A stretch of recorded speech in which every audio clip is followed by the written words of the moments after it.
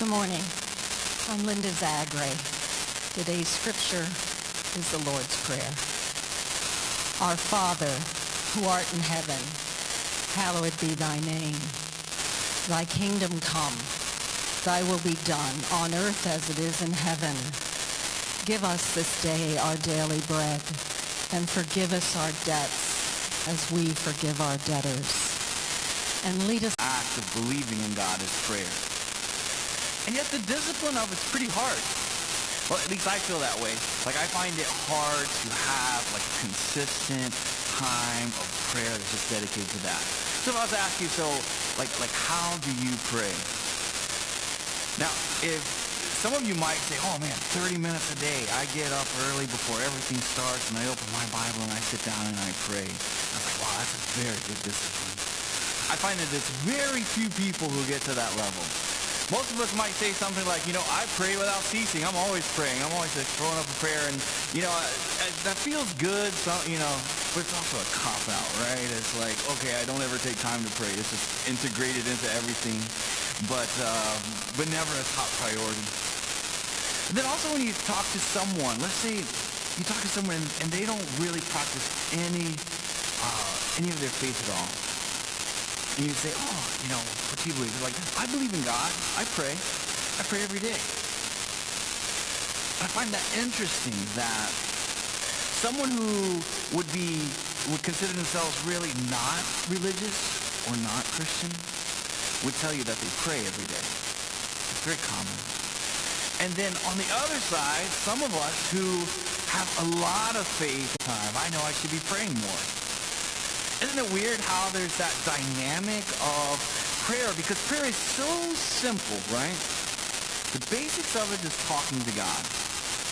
Yet the discipline on the adrenaline kick, you're like, I have two legs, I have lungs, I'm going as hard as I have to. But if nothing's chasing you, there's really no reason to run, right? And if you try to just set out and run, you're like, this hurts. My back hurts, my leg hurts. I'm breathing heavy. I don't like this. The discipline of running feels terrible, but the very source of it, the idea of, hey, running is just putting one foot in front of the other as quick as you can and keep going. And so I think prayer is similar to that in that, like, the idea of prayer we all know. We know what prayer is. We know prayer is talking to God. But then, you're like, hey, that could be really hard. It's hard to know say or when, or to really do it on a consistent basis, or to grow in it, or to see it effective. Maybe you say, I pray and I don't think it really does anything.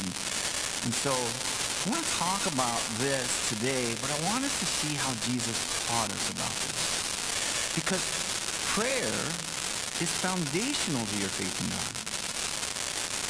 When we talk about growing in our faith, there's all kinds of things that we can add, like, groups, activities, But really, in the end, it's, are you praying? Are you in this communication with God that builds this real relationship? Now, in doing this, we're really going to focus on this concept that you have right in front of you. Position precedes petition. All right, now I hope through the next 25 minutes or so that this statement makes enough sense to you that you're like, I'm going to hold on to that. I'm going to use that as I pray. But position precedes petition.